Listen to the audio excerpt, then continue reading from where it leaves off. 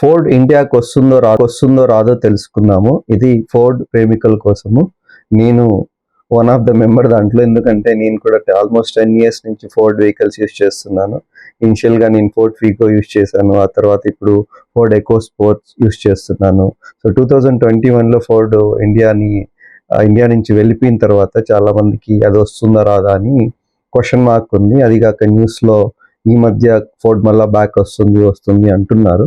So వస్తుందో రాదు, అఫీషియల్గా ఏమైనా అనౌన్స్మెంట్ ఉందా లేదా అనేది చూద్దాము. సో దానికంటే ముందు కొద్దిగా ఫోర్డ్ హిస్టరీ గురించి కూడా తెలుసుకుందాం. So first of all Ford 1926 నుంచి 1953 వరకు ఇండియాలో ఉన్నింది. Because of some import restrictions they left India అనమాట. సో దాని తర్వాత అగైన్ పివి నరసింహారావు మనకి ప్రైమ్ మినిస్టర్ అయిన తర్వాత సో 1990s లో సో వాళ్ళు సంస్కరణలు కొన్ని పివి నరసింహారావు తెచ్చాడు కదా. సో దానివల్ల ఏమైందంటే చాలా వరకు బిగ్ ప్లేయర్స్ ని ఇన్వైట్ చేశారనమాట. For example in food industry McDonald's కానీ డామినోస్ కానీ వీళ్ళంతా వచ్చారు ఇండియాకి. అదే టైంలో ఆటో ఇండస్ట్రీ నుంచి కూడా చాలా ప్లేయర్స్ ఇండియాకి వచ్చాయి. దాంట్లో ఫోర్డ్ ఒకటి అనమాట. సో అది ఎప్పుడైంది 1995లో వచ్చింది. సో డైరెక్ట్గా ఫోర్డ్ వాళ్ళే యూనిట్ పెట్టలేదు. సో ఏమైందంటే వాళ్ళు మహేంద్రతో పార్ట్నర్షిప్ పెట్టుకున్నారు. So then they have launch something like Eco ఈ ఎస్కార్ట్ అనమాట. ఎస్కార్ట్ మోడల్ని ఇండియాలో లాంచ్ చేశారు. సో వాళ్ళు చేసిన బిగ్గెస్ట్ మిస్టేక్ ఆ టైంలో ఏంటంటే ఎస్కార్ట్ మిగతా కంట్రీస్లో ఇంటర్నేషనల్గా అది ఫేడ్ అవుట్ అయ్యే టైంలో వాళ్ళు ఇండియాకి ఎస్కార్ట్ని పెట్టారు. ఇండియాలో మెయిన్ ఫోర్డ్ వెహికల్స్ అంటే మైలేజ్ ఇష్యూస్ అవి ఇవి ఉంటాయి కదా. సో వాళ్ళు ఏంటంటే మిగతా వాటితో కంపీట్ చేయలేకపోయారు. అది కూడా ఫెయిల్యూర్ మోడల్ అయింది. సో దాని తర్వాత ఏమైందంటే ఫోర్డ్ 1999లో వాళ్ళు ఫోర్డ్ ఐకాన్ ని ఇంట్రడ్యూస్ చేశారు 1999లో. సో 2010 వరకు ఉన్నింది అది. సో ఫోర్డ్ ఐకాన్ అంటే గుడ్ ఎగ్జాంపుల్ ఒకటి చెప్పాలంటే ఆవారా మూవీలో ఆ సాంగ్ ఉంటుంది. వాళ్ళు చెన్నై నుంచి ముంబై వరకు సేమాము దాంట్లో వెళ్తుంటారు. మంచి అది ఫోర్డ్ ఐకాన్ అనమాట. సో నేను కూడా అప్పుడు అదే కొనాలి అని అనుకునేవాడిని. ఆ తర్వాత ఫిగో వచ్చింది, ఫిగో కొన్నాను, అదంతా నో ఇష్యూస్. బట్ బాగుండింది, అంటే ఆ మోడల్ ప్రాపర్గా సేల్ అయింది. సో ఇష్యూస్ ఏం పెద్దగా లేవు. బట్ ప్రాబ్లం ఏంటంటే దాంట్లో వన్ మోడల్ మాత్రమే ఫోర్డ్ లో ఉందా అనుకునేటట్లు అయిపోయింది. So even though there are other models అనమాట. సో ఫర్ ఎగ్జాంపుల్ ఫ్యూజన్ కానీ ఎండ్యూర్ కానీ మాండియో అని ఒకటి ఉండింది. అవి అంతగా క్లిక్ కాలేదు. బట్ ఓన్లీ ఐకాన్ మాత్రం క్లిక్ అయింది. సో అదే టైంలో కాంపిటేటర్స్ చాలా మంది ఉన్నారు హుండైలో. ఈవెన్ నేను కూడా కార్ బై చేయాలి ఆ టైంలో అనుకున్నప్పుడు సో హుండై శాంట్రో ఉండేది, i10 ఉండేది, i20 ఉండేది, అలా చాలా వెహికల్స్ ఉండేటివి. సో అప్పుడు ఆప్షన్స్ ఎక్కువ కూడా ఉండేటివి. ఓకే, సో బట్ ఎందుకు దీనికి వెళ్ళాలి అని. బట్ ఓన్లీ ఫోర్డ్ అంటే మనకి స్ట్రైక్ అయ్యేది ఓన్లీ ఫోర్డ్ ఐకాన్ మాత్రమే అనమాట. ఆ తర్వాత it was replaced with fiesta అనమాట. నౌ ఫోర్డ్ ఐకాన్ లేదు యాక్చువల్గా. సో ముందే స్టాప్ అయిపోయింది.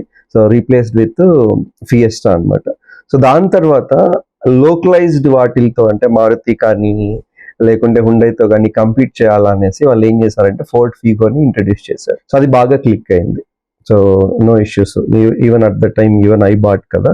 సో బాగా క్లిక్ అయింది. దాని తర్వాత ఎకో స్పోర్ట్ కూడా వాళ్ళు లాంచ్ చేశారు. సో 100% మంచి మోడల్ అది. సో కరెంట్లీ నాకు ఎకో స్పోర్ట్ కూడా ఉంది.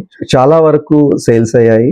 సో బాగా అవుతుంది కదా అని వాళ్ళు ఏం చేశారంటే వాళ్ళకి ఫస్ట్ ఇనిషియల్గా ఒక ప్లాంట్ ఉండేది. ఇలా ఎక్కడ తమిళనాడులో వాళ్ళ ప్లాంట్ ఒకటి ఉండేది. సో అది Chengalpattu. So 340 kilometers from Bengaluru అనమాట. Then 147 kilometers around from Tirupati. So అక్కడ ఇనిషియల్గా వాళ్ళకి ప్లాంట్ ఉండేది. సో అది కాకుండా వాళ్ళు సనంద్ గుజరాత్లో ఇంకొక ప్లాంట్ ఓపెన్ చేశారు. సో వాళ్ళు ఏం చేశారు అంటే దానికి టూ మచ్ ఆఫ్ ఇన్వెస్ట్మెంట్ పెట్టేశారు ఆ పర్టికులర్ ప్లాంట్కి. ఎందుకు టూ మచ్ ఆఫ్ ఇన్వెస్ట్మెంట్ పెట్టారంటే సో ఇన్ యుఎస్ ఎలా ఉండేదంటే యుఎస్లో టోర్నడోస్ అలాగే వస్తాయి. దాన్ని తట్టుకునే దానికి ఆ లెవెల్లో వాళ్ళు ఇక్కడ కూడా ఆ ప్లాంట్ని కన్స్ట్రక్ట్ చేశారనమాట. అంత ఇన్వెస్ట్మెంట్ ఇక్కడ చేయాల్సిన అవసరం లేదు. ఇండియాకి తగ్గట్టుగా చేసింటే సరిపోయింది. అలా చేయకుండా ఎక్కువ ఇన్వెస్ట్మెంట్ చేసేసారు. సో ఈ బోత్ ప్లాంట్స్లో capacity around 4.5 lakhs. So not only cars, even engines కూడా వాళ్ళు మ్యానుఫ్యాక్చర్ చేసేవాళ్ళు, ఎక్స్పోర్ట్ చేసేవాళ్ళు. Not only they're selling in India, they're exporting to like international market also, to the nearby countries అనమాట. 4.5 lakhsలో వాళ్ళు per year 4.5 lakhs capacity ఉంటే అంత export కానీ ఇండియాలో కానీ సేల్స్ అంతవరకు లేవు. లైక్ దేవర్ క్రాసింగ్ అరౌండ్ 30% అంతే అనమాట. సో ఏం చేయాలి అనుకుంటూ ఉండేటప్పుడు ఏమైందంటే వాళ్ళకి కోవిడ్ వచ్చేసింది. కోవిడ్ వచ్చినప్పుడు ప్రాబ్లం కదా, అంటే ఎక్స్పోర్ట్స్ అన్నీ ఆగిపోయాయి. So not only Indian market కదా, బయట ఎక్స్పోర్ట్స్ కూడా ఆగిపోయాయి. సో ఎవరు తీసుకునే వాళ్ళు తక్కువైపోయారు. సో చాలా లాసెస్, హ్యూజ్ లాసెస్ వచ్చేసాయి. అందుకోసము మహీంద్రా కూడా వీళ్ళ నుంచి బయట వెళ్ళిపోయింది. So they didn't have plan B అనమాట. సో అందుకు ఈ లాసెస్ ని కంట్రోల్ చేయలేక వాళ్ళు ఏం చేశారంటే దే లెఫ్ట్ ఇండియా అనమాట. సో అది 2021లో జరిగింది. So that's about the history of Ford అనమాట. నౌ ఇప్పుడు ఫోర్డ్ ఇండియాకి వస్తుందా లేదా అనేది క్వశ్చన్ మార్క్ కదా.